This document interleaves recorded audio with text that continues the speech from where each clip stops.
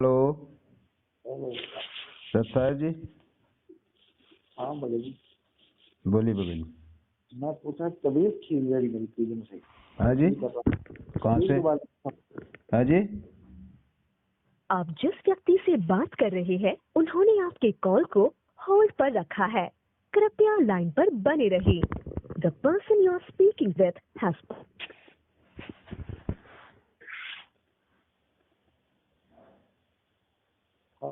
Hello.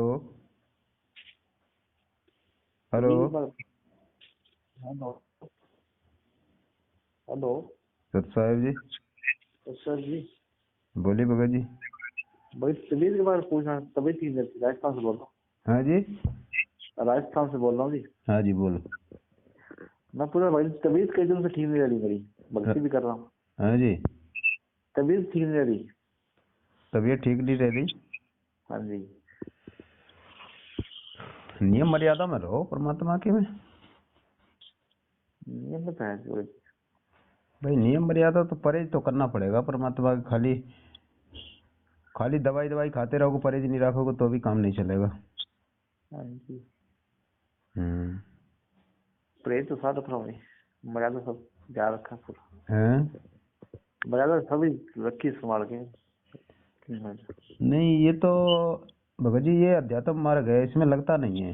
मतलब इसमें दिखाई नहीं देता है कि हम क्या कर रहे हैं। हमें लगता है कि हम तो ठीक कर रहे हैं, लेकिन इससे हम कैसे पता लगा सकते हैं कि हम ठीक कर रहे हैं कि नहीं कर रहे हैं? पता नहीं लगा। इसको हम पता लगा सकते हैं कि परमात्मा ने कहा है कि सतगुरु के दरबार में कमी कछु की नाई, हंसा मौज नहीं पावता, तेरी चूक चाकरी माई। तो हमें इस विधान से पता चलता है कि परमात्मा के यहाँ कोई कमी नहीं है। अगर हमारी बिल्कुल ठीक से परहेज मर्यादा होगी तो कोई भी कमी नहीं आवेगी। ऐसी बात तो इसका मतलब यही होता है कि हमारे कुछ कमी आ रही है, हमारी मर्यादा में, हमारे परहेज में कुछ कमी आ रही है। इसका मतलब यहीं से निष्कर्ष निकलता है, नहीं तो हो नहीं सकता। ना ही गुरु जी को भी दर्शन हुए मुझे सपने में। है जी। एक बार सपने में दर्शन भी नहीं हुआ गुरु जी अभी तक। नहीं तो दर्शन नहीं हुए तो ये कोई जरूरी नहीं है ऐसा। हाँ जी। लेकिन ये है कि लेकिन उनका कहते हैं जो, ना भाई से, हाँ, इनका जो प्रोसेस है परमात्मा का वो। कहते हैं ना कि मैंने दर्शन हुए बताया गुरु जी ये बात ऐसे करो तो मैं कुछ वैसे नहीं देखो, कहीं इस मुझे। तरह से थोड़ी ना गुरु जी मतलब सपने में थोड़ी बताएंगे। ये तो आपके सामने है, आपको तो बता दिया गया पहले ही से। उनकी जो नियम मर्यादा है वो देखो, फॉलो करो, उनके सत्संग सुनो हैं। और जो नियम मर्यादा आपके सामने है वो देखो कि भाई गुरु जी ने कौन से नियम मर्यादा हमें दिए हैं, कौन सा मना किया है, किसके लिए कहा है। तो वो आपको देखनी पड़ेंगी और सामने उनको फॉलो करो। जो मना किया है उसको बिल्कुल नहीं करना है। ये बात है, ये देखनी पड़ेगी आपको। आपके सामने है भाई। अपन देखो समझदार हैं, मनुष्य जन्म दिया परमात्मा ने, अपने जैसा दिया, सब बुद्धि दी, ठीक है। तो इस तरह से फिर भी हम अनजान बने तो वो हमारी मूर्खता है। नहीं बात चीज नहीं क्या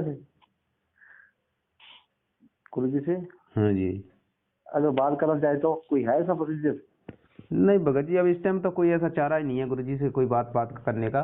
भाई अपना तो कोई ऐसा है नहीं, क्योंकि अपन तो देखो मैनेजमेंट वालों से तो वैसे दूर है, क्योंकि इनकी तो बात, ये तो मतलब वैसे ही गुरु जी के विरुद्ध सारी क्रियाएं करवा रहे हैं। तो कोई भी मतलब चारा नहीं है गुरु जी से बात करने का। गुरु जी से सिर्फ यही है, गुरु जी के जो आदेश हैं उन नियमों पर इस टाइम चलना है, अपने घर बैठ के भक्ति करना है। बिल्कुल वही गुरु जी का जो आदेश है। हम बार बार गुरु जी को थोड़ी पूछते रहे हैं किसी बात के लिए। ये तो चलो ठीक है, हमारे आज सामने आज गुरु जी होते, जैसे किसी भी आश्रम में होते तो हम उनके पास जाते, आशीर्वाद लेते, तो सामने यदि कोई ऐसी बात है तो अपन चलो कह भी देते गुरु जी के सामने।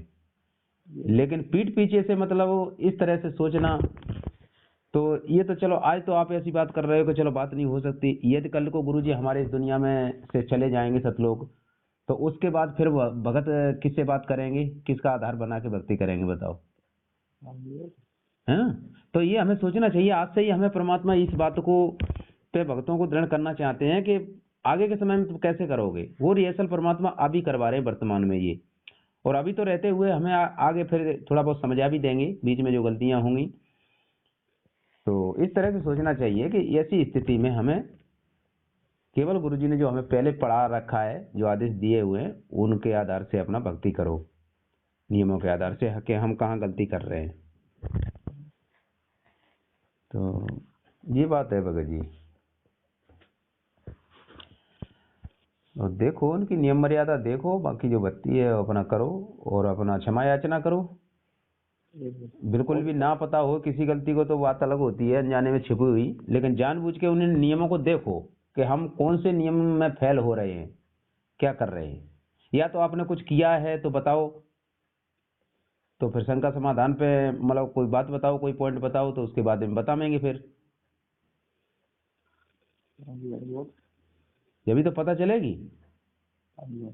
हाँ, यदि आप बताओगे नहीं तो कैसे पता चलेगी। अब बताओगे तो आपका शंका समाधान हो जाएगा, आप उजागर हो जाएगा, फिर आप आगे मतलब सचेत हो जाओगे। अगर बताओगे नहीं तो फिर तो वो परमात्मा अंतर्यामी है, फिर तो वो जानता ही है कि यदि आप अनजाने में गलती कर रहे होगे तो फिर परमात्मा से लाभ कहाँ से मिलेगा। हाँ जी हाँ जी, एक बार शादी में भोजन किया था मैं तो। हाँ जी, हाँ जी, शादी में भोजन ग्रहण कर दिया। कर सकते हैं वो तो। शादी में गए थे। हाँ जी। अब शादी में गए थे तो फिर अब शादी में जाना ना जाना क्या है, अब क्या बताएं शादी में जाने के लिए। अब ये तो संसारिक जीवन है, बस शादियां चलती रहेंगी, ये तो संसारिक लोगों के लिए। अगर हम भगत बन गए तो हमें कुछ थोड़ा सा दूर हटना पड़ेगा, क्योंकि हमारी तो मर्यादा है जी।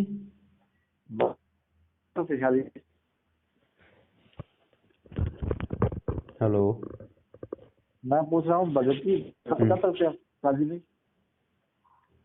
थोड़ी आवाज कट रही है, थोड़ी आवाज साफ नहीं आ रही। हेलो, हाँ, मैं पूछ रहा हूँ शादी में बढ़ा तो कर सकते हैं अपने, कोई दिक्कत नहीं है। कैसे?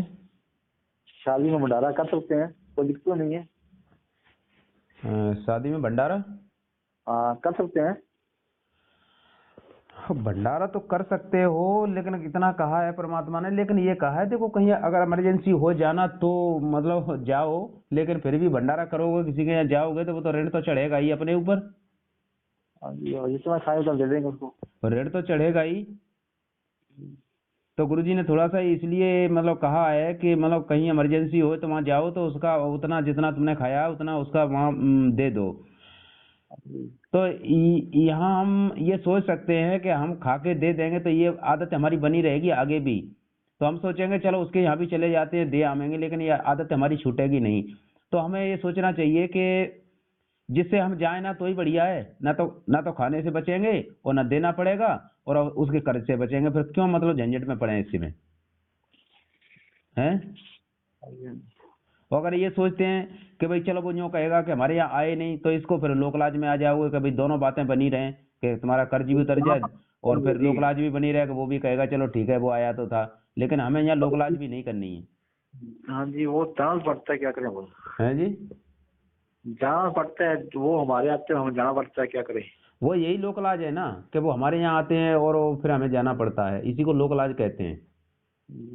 परमात्मा कहते हैं लोकलाज मर्याद जगत की तृण जो तोड़ भगावे तब कोई राम भगत गति पावे। लोकलाज ना कीजिए निर्भय हो रहिए जो मन चाहे राम को तब गोविंद पाइए। तो देखो परमात्मा ने सब कुछ हमें समझा रखा है, उस हिसाब से हमें चलना होगा। हमें लोकलाज नहीं करनी, कोई किसी के साथ नहीं जाएगा यहाँ से। हमें अपनी भक्ति करके अपने जाना है, परमात्मा तभी हमारे साथ रहेगा। एक म्यान में दो तलवार नहीं आ सकती, चाहे तो लोकलाज कर लो संसार में अपना बना लो और चाहे परमात्मा से रिश्ता जोड़ लो। दोनों काम तो नहीं हो सकते भगत जी। वो तो है। हाँ, तो तभी हमें परमात्मा लाभ देगा, तभी वो अपनी कलम उठाएगा, तब तक वो अपनी कलम नहीं उठाएगा। जब हम परमात्मा के नहीं होंगे तब तक वो अपनी कलम नहीं उठाएगा। हाँ जी, वो तो है। हाँ, तो ये बात है। अपने क्या है जी, शादी जाना बंद करते हैं और क्या। हाँ, बस यही है, भक्ति करो घर बैठ के। थोड़ा सा जीवन है भगत जी, पलक झपकते ही निकल जाएगा। अगर ये भक्ति सफल नहीं हुई, हम ऐसे ही करते रहे तो हमारा जीवन खराब हो जाएगा फिर। हाँ, और ज्ञान सुनो, रह रह के परमात्मा के सत्संग सुनो तो ज्यादातर दृढ़ता आएगी। ठीक है भगत जी। जिसके सिर पर कृपा गुरु की वो दुख कैसे पाएगा। जिसके सिर पर कृपा गुरु की, वो दुख कैसे पाएगा। नाम गुरु जी का जप लेगा, नाम गुरु जी का जप लेगा, जीवन सफल बनाएगा। जिसके सिर पर